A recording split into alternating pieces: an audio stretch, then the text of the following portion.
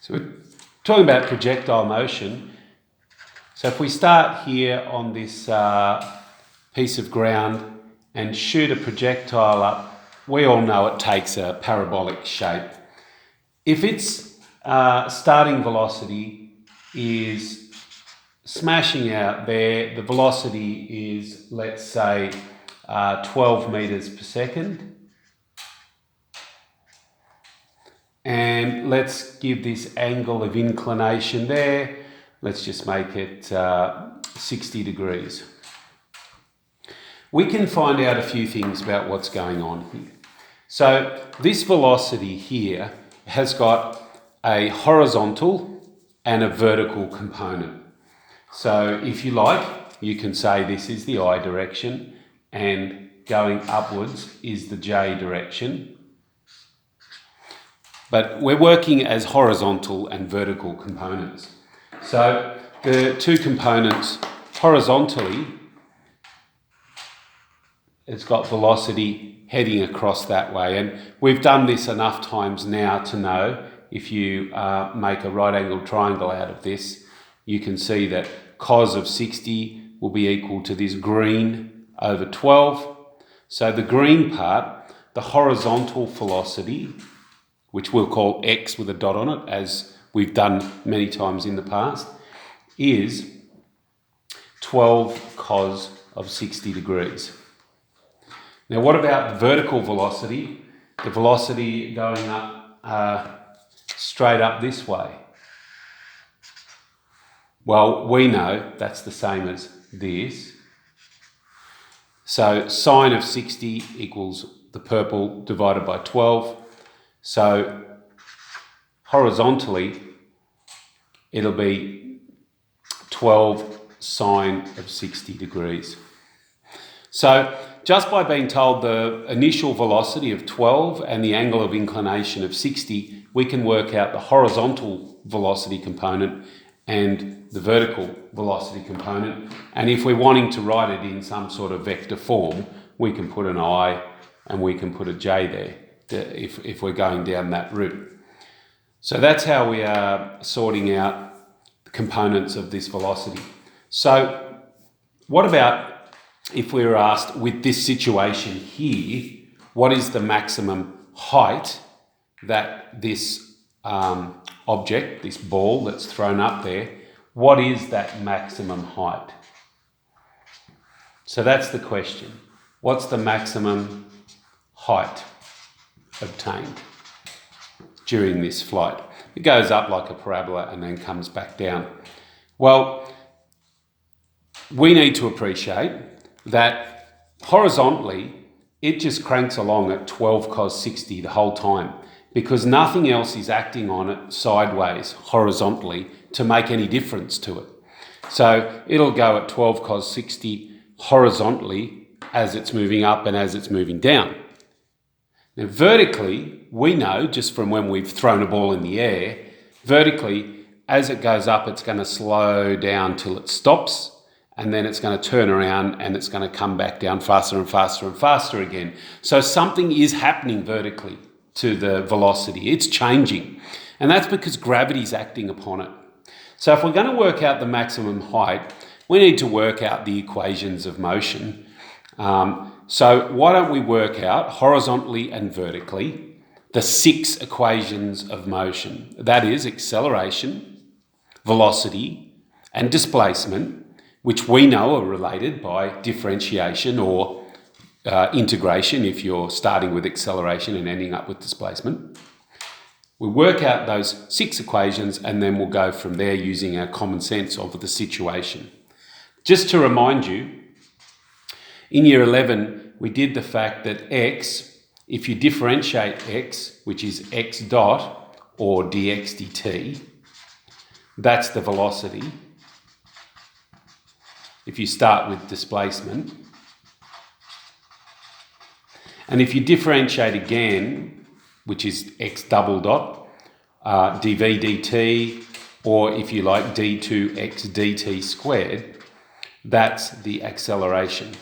So we did this in year 11 where you start and differentiate down to get to the acceleration, Well, now we've done integration, we know we could start with the acceleration, and we could use the process of integration in order to get to the velocity.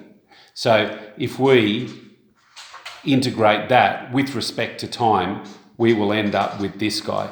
The only thing is, we'll have to take into account the constant of integration and work out what its value is. Similarly, once you've got to there, you can apply the technique of integration and end up with the displacement. So the three are related by integration. You integrate, you end up with displacement, which is just the reverse process that we learnt in year 11. If you differentiate displacement, you get velocity. If you differentiate velocity, you get acceleration. Well, we're saying now if you start with acceleration and integrate, you can get velocity, and then you integrate again, you get displacement. Just be careful because there'll be a constant of integration involved. So let's work out the 6 equations of motion for this situation.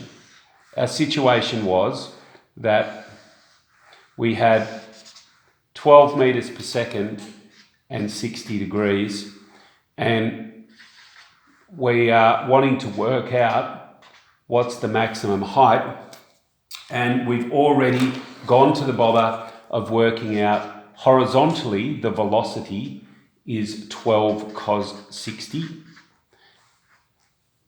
and vertically the velocity is 12 sine 60. So once we've got those, let's get started. So we're going to work out the 6 equations of motion, because they're just the initial velocities. Initially, that's the situation. The particle is sent off at 12 at 60 degrees. So initially it's sent off with those components. So let's start first of all with the acceleration from the horizontal point of view. There isn't any. Gravity is acting vertically down. Gravity is acting that way. There's no forces acting from the right or the left. There was an initial velocity that sent that thing going, but nothing is pulling on it from the left or right throughout its flight. So the acceleration is 0. If we integrate that with respect to time,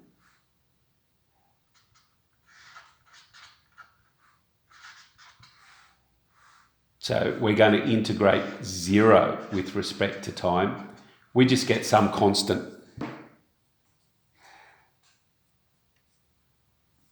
Now, what is that constant? Well, when time is 0, what is the initial velocity? What is the velocity? So we can work out that. When t equals 0, we know that x dot is equal to 12 cos 60. So when we put the time is 0 in, the velocity equals c, which is 12 cos 60. So we've got to this point. We know our velocity equation is 12 cos 60. We know our acceleration is 0, and our velocity is 12 cos 60. We really didn't have to do any substitution here because there is no t value in what we'd found. It's just plain old c. So, of course, it's 12 cos 60, and this is what we're saying. This horizontal velocity is the same. It just moves across at the same speed the whole time. Yes, it moves up and down as it does it, but crosswise, there's no force acting on it, so it goes at the same speed the whole time. Now let's integrate that. The displacement is the integral of the velocity with respect to time. So it's the integral of our 12 cos 60 with respect to time. So it'll be 12 cos 60 t plus some other constant. Since that's C1, I'll call that C2, just so there's no confusion there. Okay, now the displacement. At time 0, we're going to say that it's at 0. It's on the ground, so we're going to say it's at 0. So when t equals 0, x is equal to 0. So let's put x equal to 0. 0 equals 12 cos 60 t plus c2. Therefore, c2 is equal to minus 12 cos 60 t. That's a bit of a silly thing to say. T is 0, x is 0. Why didn't I put 0 in there? Get rid of that. Now that works out that C2 equals 0. Jokes on that one. Okay, so if C2 is 0, then x is equal to 12 cos 60 t plus nothing. Full stop. So that's horizontally what's happening with our equations. Now let's have a look vertically, which will be a little bit more involved, but not much more. So we know that vertically there is a force acting, there is an acceleration, and the acceleration is minus 9.8 meters per second. Now I say it's minus because I'm going to treat vertically going up as positive verticalness, so that's negative as going down. So that's my first equation. Now y dot will be equal to the integral of this minus 9.8 dt. So it'll be minus 9.8t plus c, and we're up to our third constant there. All right, now when t equals 0, what's the initial velocity? Well, we worked it out there, 12 sine 60. So let's put t equals 0 into there. That's 0 plus c3. Now we said y dot equals 12 sine 60. So 12 sine 60 equals c3. So y dot is minus 9.8t plus 12 sine 60. So that's our equation for the velocity at all times going vertically. At the start, when you put t equals 0, you just get that initial velocity that we found. Now y is equal to the integral of this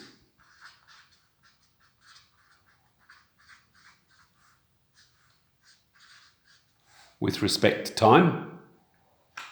So it's equal to minus a half by 9.8 by t squared, because you've got to get the half because you did the t squared when you raised it up by the power because you're integrating, plus 12 sine 60t, because that's just a number, whatever that is. So if you integrate just a number, you get the number times t, plus c4. When t equals 0, y vertically, we're at 0. So 0 equals, put 0 in there, you get 0. Put 0 in there, you get 0. So C4 is 0. So y is equal to, what's a half of 9.8? Minus 4.9 t squared plus 12 sine 60 t.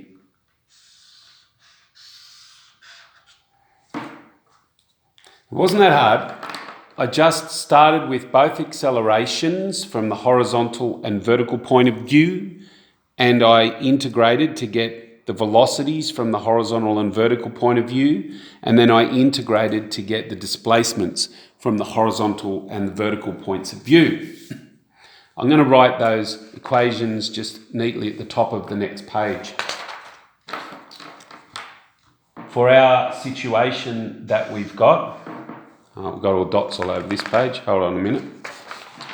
For our situation that we've got here,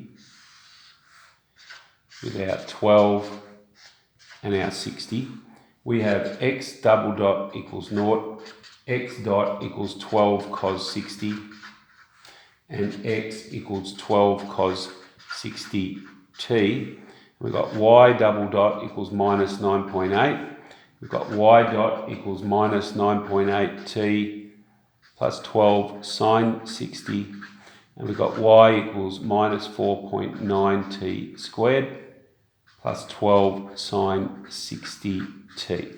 So there's our 6 equations of motion from the point of view of time. And the original question was, remember, we're trying to work out what is the maximum height that this goes to. Well, let's think about it in terms of horizontal or vertical. What are we talking about? Well, we're talking about vertical. We want to know how far it goes up vertically. So we're interested in this guy.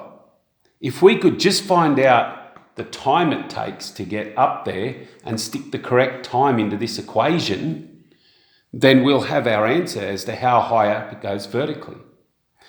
Well, when it's right at the top, what special things are happening?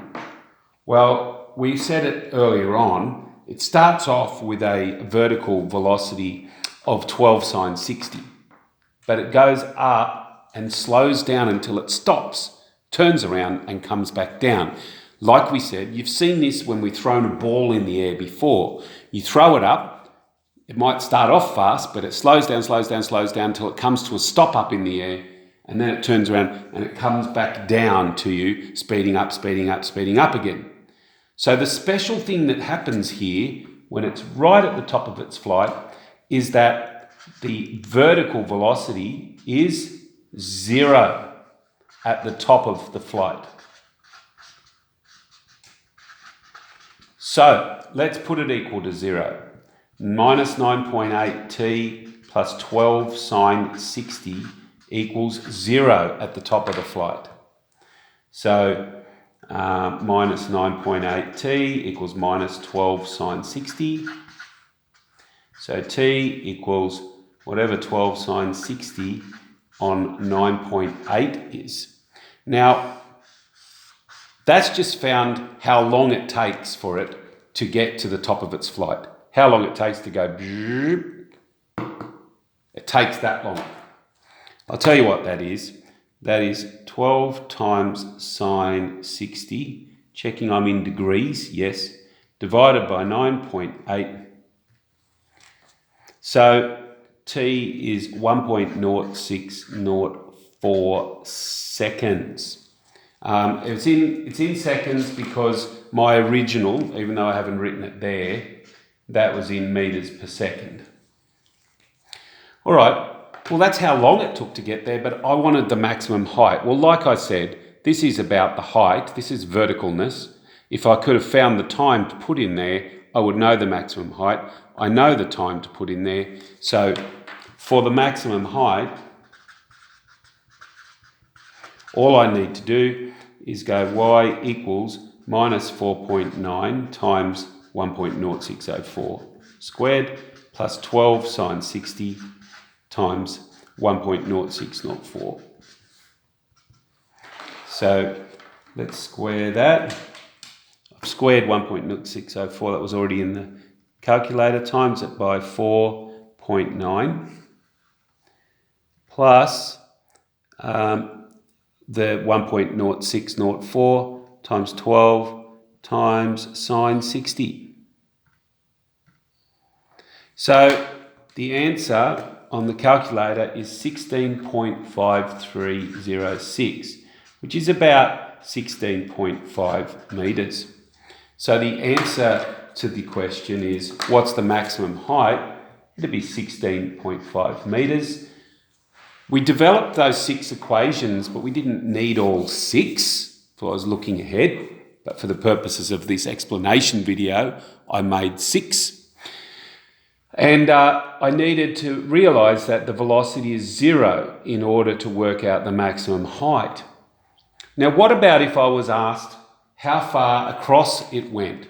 What is that distance there, from there to there? What's the maximum range of this thing? How far does it go? Well, what special thing happens at that point? Is it horizontal or is it vertical? Well, there's a couple of special things that happen at that point, but I know the size of the velocity will be the same in both horizontal and verticalness as it was at the start, so that could be something you're thinking of. That's right.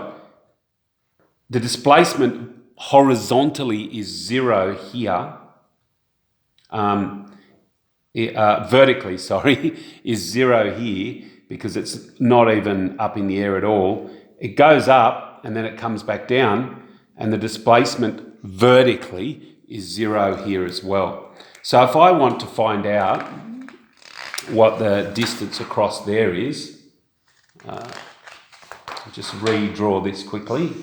If I want to find out, that's 12, that's 60, and I'm wanting to know this distance here, then I'm going to look at where is the vertical displacement 0 at the start and at the end. So for the range, y equals 0, i.e. I'm going to say minus 4.9t squared plus 12 sine 60t equals 0. Let's factorise out t. Minus 4.9t plus 12 sine 60. That equals 0. So our answers are that t equals 0. Of course, we know at the start, vertically, the displacement 0. And also minus 4.9t plus 12 sine 60 equals 0 by the null factor law. Something times something equals 0, then each of these could be 0.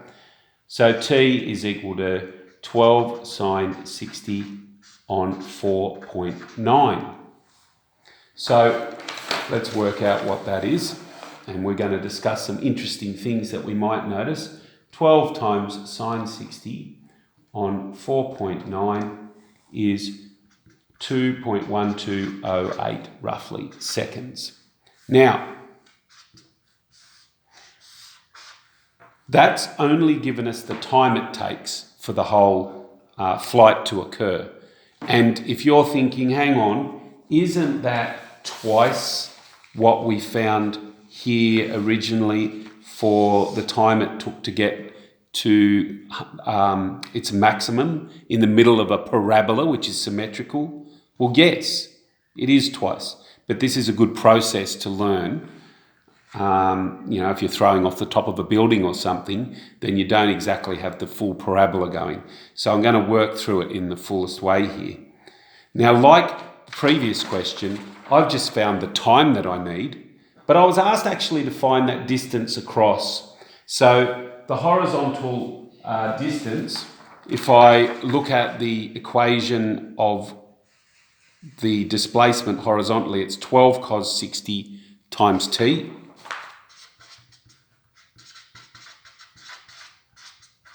So it's 12 cos 60 times 2.1208 times 12 times cos 60. And I get 12.7253. So it's about 12.7 metres across.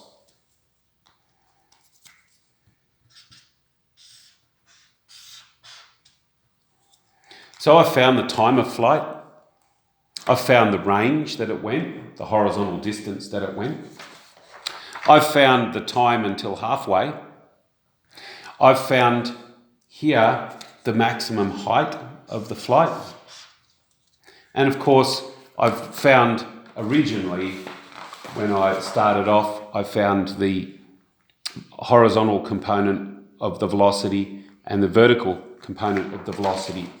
And if you can find these 6 equations of motion and think about what's going on in terms of where the velocity is 0 or where the displacement vertically is 0, and also look at the symmetry of the parabola, you can work out how to answer most questions.